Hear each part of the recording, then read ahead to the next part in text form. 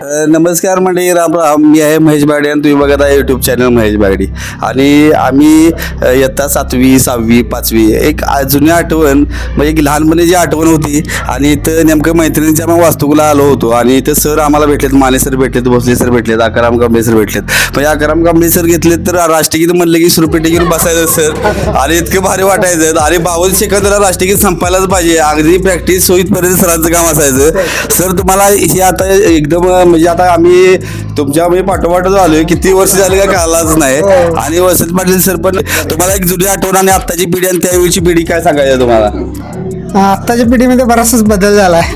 पूर्वीचं आमचं शिक्षण, आम्ही देत असलेले शिक्षण आणि हल्ली शिक्षण घेणारे विद्यार्थी, त्याच्यामध्ये बराचसाच फरक आहे. पण सध्या ह्या आमच्या जुन्या बॅचचे विद्यार्थी तुम्ही सर्वांना बघितलं, आम्हाला खूप आनंद झालेला आहे.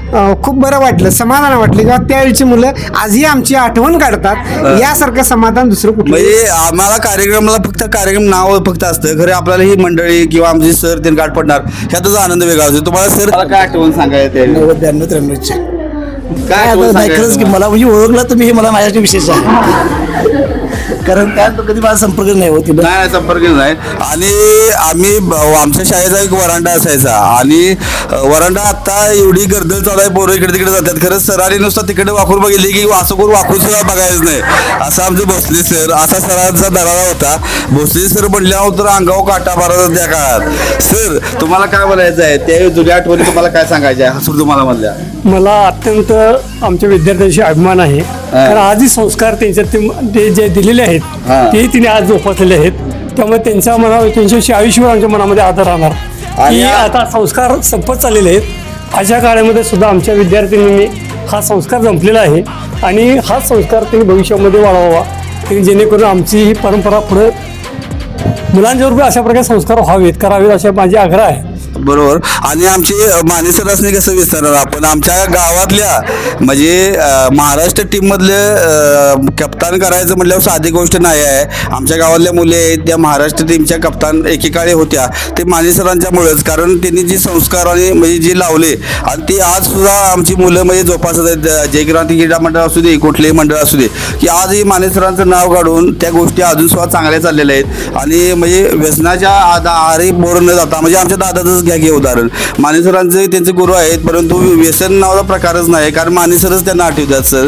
आणि मला एकेका आठवते, मी स्कॉलरशिपला सुद्धा असताना 7वीला तुमची मस्ती शुक्रवारी पार्टी असायची काय, आणि तुम्ही परातीतलं जेवत होता त्यावेळी काय, मला चांगलंच आठवते. आणि लय भारी वाटायचं. सरांचं कामच वेगळं असायचं. देसाई सर असायचं, रणवे सर असायचं आणि परातीतलं जेवण असायचं आणि सरांची स्पेशल पावपेटी असायची. लक्षात ठेवूया. काय तुम्हाला सर सांगायचं आहे? आम्ही आत्ताचा आमचा जो स्टाफ आहे सर आम्ही खूप ठिकाणी नोकऱ्या केल्या, पण हसूरची आठवण अजूनही आम्हाला आहे. आणि हसूरशी जे ऋणानुबंध आहेत, तुम्ही मुलांनी दिलेलं प्रेम आहे, तुमच्यामुळेच आम्ही मोठं झालो.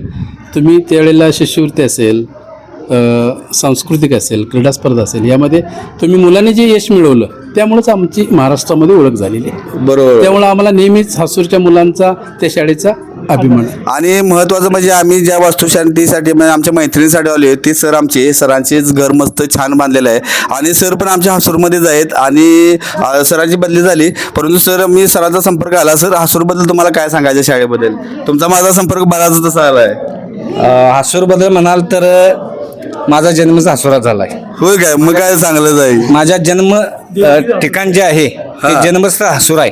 बरं. त्यामुळे हसूरबद्दल जन्म घेतल्यावर तुम्ही सांगितलं की बायको इथलीच करायची म्हणून सांगितलं काय नेमकं? मला वाटतंय ती कायमाची कृपा असेल. म्हणजे माझ्या जन्माची वेळी ते विधिलिखित असेल. बरोबर. आज तुम्ही जे आला, ह्या बऱ्याच गोष्टी ह्या विधिलिखित असतात आणि आपण फक्त माध्यम आहे. बरोबर आहे की स्वतः मी काही करत नाही. मी आता म्हणतो की माझं घर, त्यामुळे आमच्या मुलीचं बरं करिअर थांबलं ना. आणि बंटी सर पहिली नॅशनल पहिली आमच्या गावातली नॅशनल म्हणजे यांच्या मिसेस होत्या. आणि आनंद त्या गोष्टीचा वाटतोय की आपण त्यांच्याच वास्तुशांतीला, आणि माने सर पण आहेत आणि सर पण इथं उपस्थित आहेत. मग सर तुम्हाला आताच्या पिढीला आणि म्हणजे त्याविषयी आमची ही पिढी होती त्यावर तुम्हाला काय सांगायचं आहे? नाही, आत्ताच्या पिढीत आणि आपली जी पूर्वीची जी मुलं आहेत त्यांच्यामध्ये खूप जमीन आसमानचा फरक आहे. पूर्वीच्या आमच्या विद्यार्थ्यांना गुरुबद्दल जी आस्था होती, आदर होता, तो आत्ताच्या मुलांच्या मध्ये दिसून येत नाही. बरोबर. इथं आपली मैत्रिणी पण आहेत. ह्या सरांच्या बद्दल तुम्हाला काय सांगायचं आहे? हां. खूप दिवस भेटायची इच्छा होती सरांना सगळ्याच. हा. म्हणजे कसं आहे, खूप वर्ष अगदी लग्न झालं, मुलं, संसार, त्याच्यात आता थोडंसं ह्या टप्प्यावर आल्यावर असं वाटतंय की सगळ्या शिक्षकांना भेटावं, जुन्या आठवणी परत पुन्हा नव्याने सगळ्यांच्या जाग्यावर आल्यात. पण ज्यावेळी आम्ही मुलांना शिकवतो, त्यांचं यश बघतो, त्यावेळी आम्हाला आमच्या सरांची ही आठवण होते.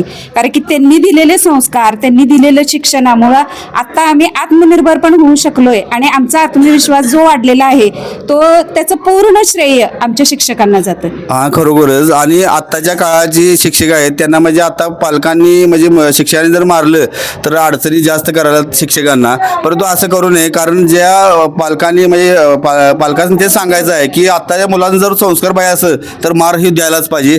मारशिवाय कुठलीच गोष्ट नाही. तुम्ही पालक लोक म्हणताय ह्याला माया पोरग्याला मारलं म्हणून डायरेक्ट विचारला जाता, हे अशा गोष्टी आहे. ह्याच्याबद्दल मला एक सांगायचंय, हा. आपलं इंग्लिश कोणामुळे चांगलं झालं? चौगुले सरांचे आपण उलट्या हातावर छड्या खायचो, त्यामुळे त्यावेळेस ते शब्द पाठ केले, ते अजून पाठ आहे.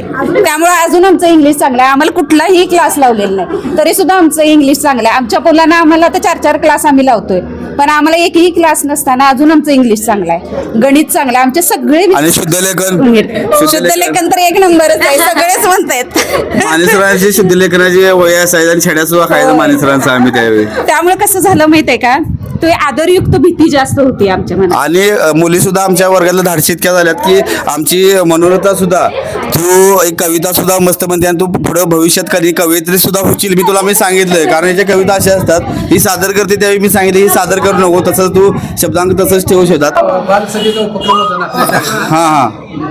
म्हणजे आणि बालसभेला सर ती आठवण असायची माहिती आहे काय, 1 नंबरला कंपास असायचा, 2 नंबरला पेन असायचा, 3 नंबर सस्पेन्स असायचं. तो जुन्या आठवणी आयुष्यात आपण काही विसरू शकत नाही. लक्षात ठेवूया. एक दिवस तरी मी रात्री 8-8:30 वाजेपर्यंत मुलांची भाषणं संपली नाहीत, हा दिवस मी बघितलेला. हो, मस्त. हे तुमचे संस्कार आम्ही कधीच आयुष्यात विसरणार नाही. आणि तुमचं स्वास्थ्य ते सगळं व्यवस्थित चांगलं राहू दे. आणि आमच्याकडनं मुलांच्याकडनं खूप खूप तुम्हाला शुभेच्छा. चला, नमस्कार.